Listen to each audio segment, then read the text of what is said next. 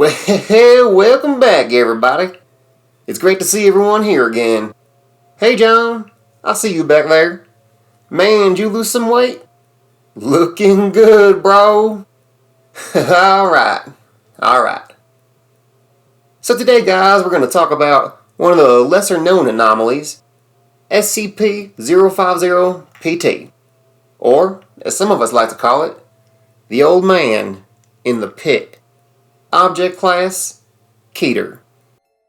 But before we get into all that, I just want to clear something up. Namely, what the object classes mean. I feel there's some folks out there who don't quite understand the purpose of classifications. So, here it is from the O5 Council themselves. The Gospel. All anomalous objects, entities, and phenomena requiring special containment procedures are assigned an object class.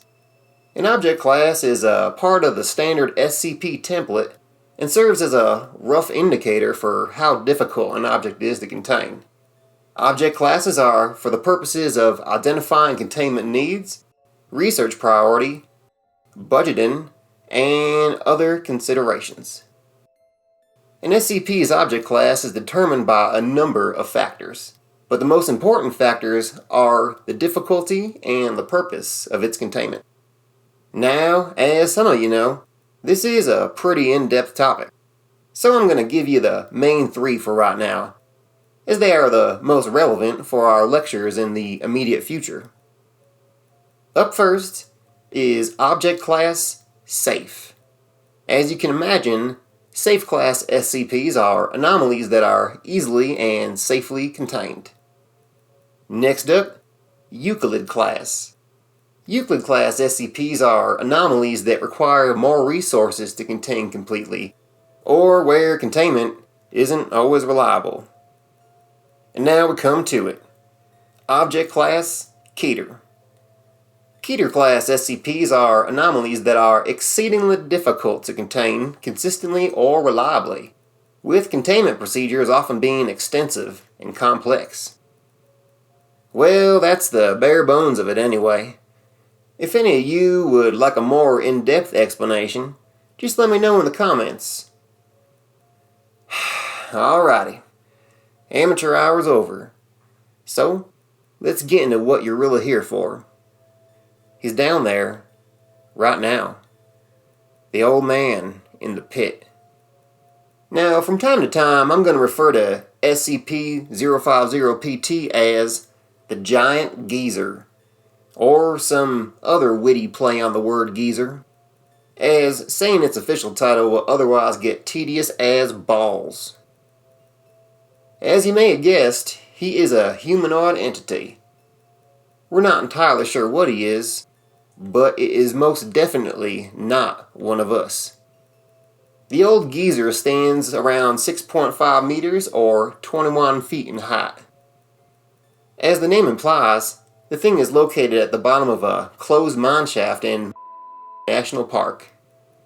The geezer's features resemble an elderly European man, with the exception of his maxilla, which possesses an anomalous muscularity and bone structure that allows the geezer to open its jaw up to 120 degrees.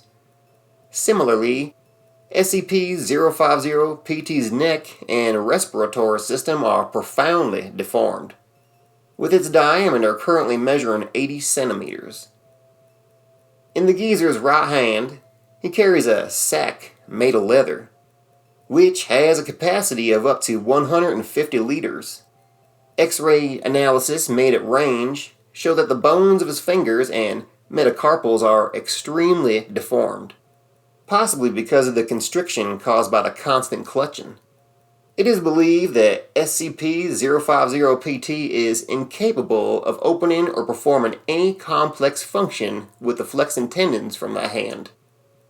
SCP-050-PT is hostile to humans. If a living human comes within the range of object SCP-050-PT, it will try to capture and immobilize the target. Captured humans are then consumed in a process similar to that of a serpent. After consuming the individual, the geezer will lapse into a state of lethargy and begin growing rapidly in size by a measure of 1/100th in proportion to its own mass per hour, which is, pretty goddamn unsettling to me. This little growth spurt will continue on until the individual is fully digested. SCP-050-PT does not appear to possess any form of metabolism and has not been observed losing bodily mass even after long periods without feeding. One thing worth mentioning is that despite SCP-050's many strange features, he possesses a completely normal sleeping pattern. Special containment procedures are as follows. The pit where SCP-050-PT is located must remain sealed, and access severely restricted within a 5-kilometer radius. This area of park will be under the guise of being a protected zone for the reproduction of the Azure J. Foundation personnel, posing as environmental guards, must constantly patrol the containment perimeter. Additional security measures, such as cameras and alarms, must follow the security standards of Level 2 for wilderness areas. Civilians trespassing upon the borders of the containment area are to be apprehended and subjected to light amnestic treatment, and then released into a nearby urban zone. Absolutely no personnel may enter the epicenter of SCP-050-PT's containment zone. In the event that or more humans intrude into the containment zone and activate SCP-050-PT's properties, Procedure 050 Abaparu must be activated. Now, after hearing this, you may be asking yourself how such a monster got to be trapped in the bottom of a mine in the first place. Well, according to witnesses present at the day of containment, apparently it fell down into the mine shaft while it was chasing said witnesses. Said witnesses are Raquel and David. Well, my redacted friends, you are damn lucky, or damn slick, if you set a trap or just trick the old geezer into falling into that hole.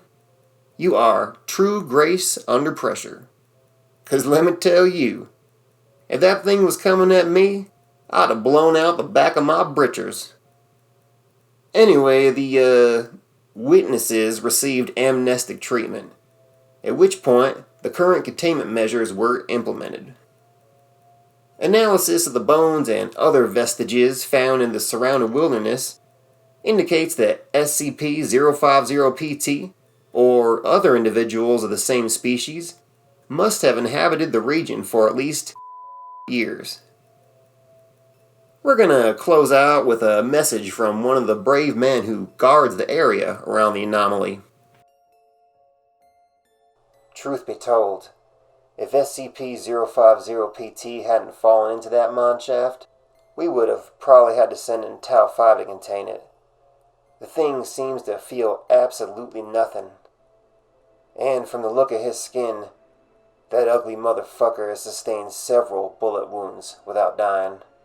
I would like to remind the individuals tasked with the patrols that, according to our most conservative estimates, if SCP-050-PT gets a hold of at least more people, it'll gain enough mass to escape that shaft.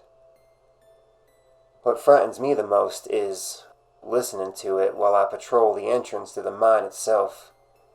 Hearing those screams and lullabies, we managed to get a fine idea of how it thinks. And boy, it is pissed. Moreover, he keeps muttering something about his pack. We found carcasses out there, you know. When we first established a perimeter, we found a lot of them, all up and down the surrounding hills and valleys. Anyway, it just makes me wonder, is he alone? End message. So there you have it, folks. Well, Oh shit. Looks like there's been a recent security update. Huh. Alrighty guys, check this out. Security Update 2/12/2020. SCP-050-PT emitted a prolonged roar measuring up to 140 decibels. Analysis of the audiovisual records of the park revealed some background noise that, while initially believed to be a byproduct of the echo caused by the sound, were in fact emitted by Therefore, a rapid access line shall be constructed near the exclusion zone, and necessary reinforcements will be transferred to the location until the date of 12/15, effective immediately. Huh. Goddamn. Okay, well, thanks for coming to another voluntary seminar, guys. It really shows your initiative. And Lord knows, the Foundation has a deep appreciation for initiative. Oh, also, I'm currently open to any suggestions for SCPs to cover for these sessions. It seems like there's some real popular ones out there that most folks like talking about. But truth be told, there are literally thousands of files in the Foundation archives. A literal treasure trove of the strange and the macabre. And my goal is to shed some light on the lesser-known SCPs. So, if you got any ones you want to learn about, let me know in the messages below. I'm not averse to do one of the more popular ones, if that's what y'all want. But, like I said, I'm looking to delve a little deeper into the archives, and see what else we might get into. Alrighty, that's all for now.